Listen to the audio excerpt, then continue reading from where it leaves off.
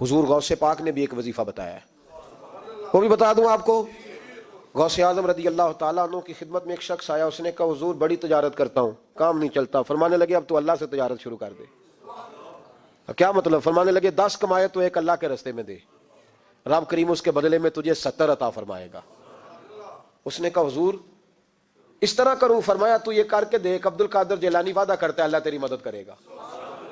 غلام کہتے ہیں وہ 6 مہینے کے بعد آیا، پہلے جب آیا تھا تو پیدل آیا تھا، 6 ماہ کے بعد آیا تو 6 اونٹ تھے اس کے پاس، اور آ کے حاضر ہوا تو کہنے لگا حضور زندگی پتہ نہیں کہاں گزار دی، کاروبار کا تو مزہ ہی اب آیا ہے، اب مزہ آیا ہے کاروبار کرنے کا، اب مزہ آیا ہے۔ کہا 10 میں سے 1 دیتا ہوں، پتہ نہیں کتنا مہربان ہے۔ اور یہ آیت ہے وَيَرْزُقْهُ مِنْ حَيْثُ لَا يَحْتَسِبُ، تجھے وہاں سے دے گا کہ تیرا کبھی گمان بھی نہیں گیا ہوگا۔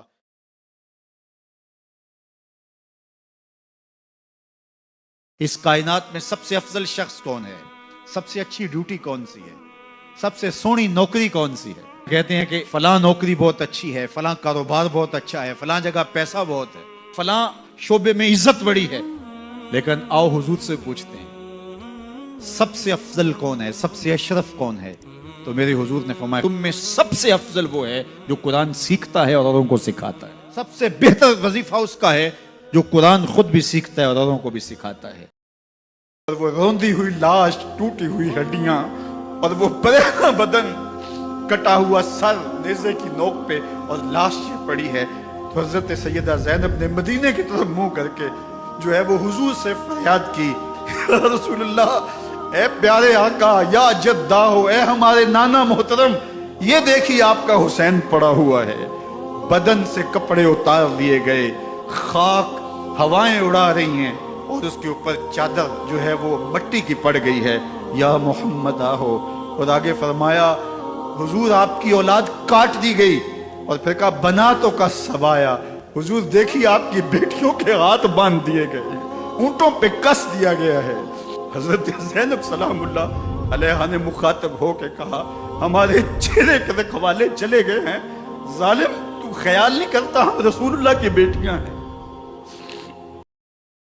بلکہ ایک حدیث پاک میں آتا ہے قیامت کے دن جب لوگ اس کے روبرو پیش ہوں گے تو اللہ بندے کو اپنے حضور سے ہٹنے نہیں دے گا جب تک 4 سوال اس سے پوچھ نہیں لیتا۔ ان عمرہ فیما افنا ہو، اس سے پوچھا جائے گا عمر کہاں گزاری۔ دوسرا سوال جو اس سے کیا جائے گا ان جسد ہی فیما ابلا ہو، بتا اپنے جسم کو کن کاموں میں لگایا۔ تو اللہ کے حکموں کی تعمیل میں تیرا جسم کمان کی طرح رکوع کی صورت میں جھکا، کیا تو اس کے حضور سجدے میں گیا، تو چل کے مسجد کی راہوں کا مسافر بنا یا نہیں بنا۔ جسم کے بارے میں پوچھا جائے گا فیما ابلا ہو، وعن علم ہی ماذا عمل فیہ، اور پوچھا جائے گا تجھے جو علم دیا گیا تھا بتا عمل کہاں تک کیا۔ لوگوں کو سمجھاتا رہا اور خود کورے کا کورا رہا، لوگوں کو عمل کی دعوت دیتا رہا اور اپنا من گندا اور میلا ہی رہا۔ چوتھا سوال جو بندے سے کیا جائے گا وہ ان مالہ من این اکتسبہ وفیما انفقہ، مال کے بارے میں 2 سوال، کمایا کہاں اور خرچ کہاں کیا۔ تو اللہ جل شانہ کا سامنا تو کر۔ حضور علیہ الصلوۃ والسلام نے فرمایا کہ مومن کا معاملہ بھی بڑا عجیب ہے کہ اسے اگر تکلیف ہوتی ہے تو اس پر وہ صبر کرتا ہے، یا اسے خوشی ملتی ہے تو اس پر وہ شکر کرتا ہے، تو دونوں صورتوں میں اللہ اس کو اجر عطا کرتا ہے۔ اور یہ صرف شان مومن کی ہی ہے کہ وہ مصیبت پر صبر کرے، بلکہ فرمایا کہ مومن کے پاؤں میں کانٹا بھی چبھتا ہے تو اس کا بھی اس کو اجر دیا جاتا ہے، اس کے درجے بلند ہوتے ہیں، اس کے گناہ معاف کر دیے جاتے ہیں، اس کی خطاؤں سے درگزر کر لیا جاتا ہے۔ کہ جب حضرت عیسیٰ نے کہا کہ لوگوں میرے بعد جو آنے والا ہے اس کا نام احمد ہوگا، تو بشارت دے رہے ہیں کھڑے ہو کے، تو ایک حواری نے کہا، 12 حواری تھے آپ کے، ایک حواری نے کہا جس کے قصیدے آپ بھی پڑھ رہے ہیں کیا وہ آپ سے بھی افضل ہوگا؟ تو سنو حضرت عیسیٰ نے کیا جواب دیا، تمہیں ٹھنڈ پڑ جائے گی۔ حضرت عیسیٰ علیہ السلام نے کہا افضل ہونے کی بات پوچھتے ہو، وہ تو اتنی عظمتوں کا حامل ہے، اگر اس کے نالین کے تسمے کھولنے کی سعادت ابن مریم کو مل جائے تو یہ بھی مقدر کی بات ہے۔ تو سب سے پہلے حضور ہیں، آئے سب سے آخر میں ہیں، یعنی حضور تخلیق میں اول ہیں، ظہور میں آخر ہیں۔ اور میاں صاحب بولے نور محمد اس ویلے دا آدم اجے نہ ہویا، نور محمد اس ویلے دا آدم اجے نہ ہویا، اول آخر دوویں پاسے اوہ مل کھلویا۔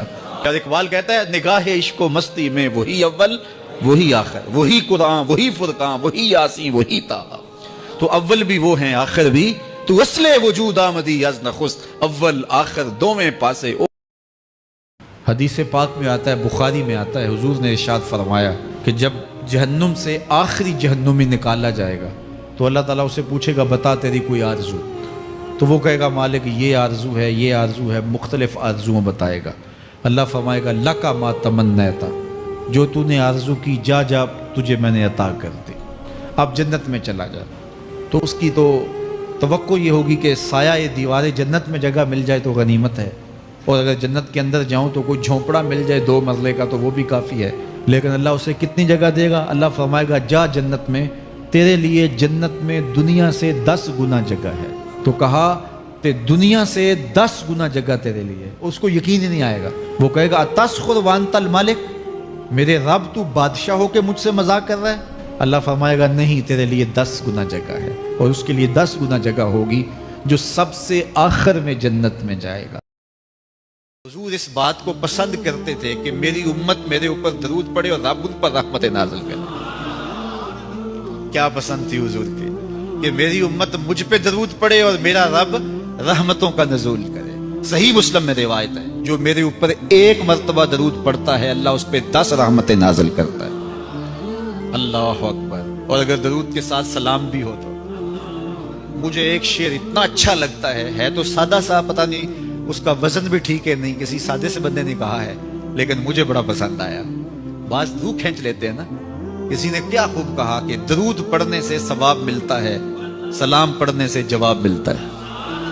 کتنا سادہ اور کتنا خوبصورت. درود پڑھنے سے ثواب ملتا ہے، سلام پڑھنے سے جواب ملتا ہے. اور اگر حضور کی طرف سے وعلیکم السلام کے لفظ آگے تو اور کیا چاہیے؟ اس لیے کثرت سے حضور کو سلام کرو. میں گزری میرے حضور فرماتے ہیں سبعۃ یظلھم اللہ فی ظلہ یوم لا ظل الا ظلہ. 7 اشخاص ایسے ہیں قیامت کے دن جب کوئی سایہ نہیں ہوگا اللہ ان 7 کو اپنے عرش کا سایہ دے گا. ان میں سے دوسرا شخص میرے حضور نے بیان فرمایا وشاب نشأ فی عبادت اللہ، وہ جوان جس کی جوانی اللہ کی عبادت میں گزری. جوانوں اپنی زندگی کو مالک کی دہلیز پہ لے آؤ. جوانی وہی ہے جو مالک کی چوکھٹ پہ گزرے. اپنے دل کا تعلق جوڑو. عشق کرنا ہے تو پھر آمنہ کے لال سے کرو. محبت کا رشتہ ان سے جوڑو، تعلق کا ربط ان سے قائم کرو. جوانی کو دین کی راہ پہ ڈالو. اللہ اکبر. سنو میرے حضور کا فرمان انا حبیب اللہ، میں اللہ کا حبیب ہوں. پھر فرمایا الشاب التائب حبیب اللہ، جو جوان جوانی میں توبہ کرے وہ بھی اللہ کا حبیب ہے. بس وہ ہمارا صبر آزماتا ہے. اگر کبھی ایسا لگے کہ تم تھک چکے ہو اور دعا مانگنا بھی مشکل لگے تو اپنے رب کے سامنے صرف ہاتھ پھیلا لیا کرو. تمہارے پھیلے ہاتھ اس بات کا ثبوت ہیں کہ تم رب کائنات کے محتاج ہو، اور میرا رب تو خاموشیوں کو بھی سن لیتا ہے. اللہ سبحانہ و تعالیٰ نے کئی غیر مسلمان کو ہدایت دی. میں یہ نہیں کہتا ہوں کہ میری تقریر سے کوئی غیر مسلم بنتا ہے، اللہ ہدایت دیتا ہے. اور ہم دیکھتے ہیں کہ every thing is life, every thing is open. ہم کسی کو زبردستی نہیں کرتے، ہم پیغام پہنچاتے. آپ کو پسند آتا ہے تو قبول کرو، نہیں پسند آتا ہے تو بھی ہمیں کوئی حرج نہیں ہے. لیکن انٹیلیجنس مجھ سے پوچھتی ہے کہ کوئی شخص تھے جو لوگوں نے قبول کیے. میں یہ بھائی صاحب کو کبھی پہلے دیکھا ہی نہیں، نہ یہ بہن جی کو کبھی دیکھا ہوں. شاید ان نے مجھے ٹی وی پہ دیکھا ہے. اور ہم کسی کو زبردستی نہیں کرتے. تو مجھے انٹیلیجنس نے یہاں پونا میں آنے کے پہلے کہا تھا کہ دیکھو آپ مسلمان بناؤ لیکن پبلک پہ مت بناؤ. تو میں نے اس سے کہا کہ میں کسی کو مسلمان بناتا نہیں ہوں، وہ بھگوان بناتا ہے. وہ بھگوان ہدایت دیتا ہے، خدا ہدایت دیتا ہے. اور اگر کوئی شخص بننا چاہتا ہے تو میری گورنمنٹ نہیں روکتی، میری کنٹری نہیں روکتی، تو میں کیسا روک سکتا ہوں؟ قیامت کے دن ایک شخص کا نامہ اعمال تلے گا تو ایک ہی نیکی کم ہوگی. اگر ایک نیکی مل جاتی ہے تو پلڑا نیکیوں والا بھاری ہوگا. فرمایا جائے گا جاؤ کوئی دوسری نیکی لے آؤ. اب جس سے مانگے گا وہ کہے گا میں کیوں دوں، میں تو خود پھنسا ہوا.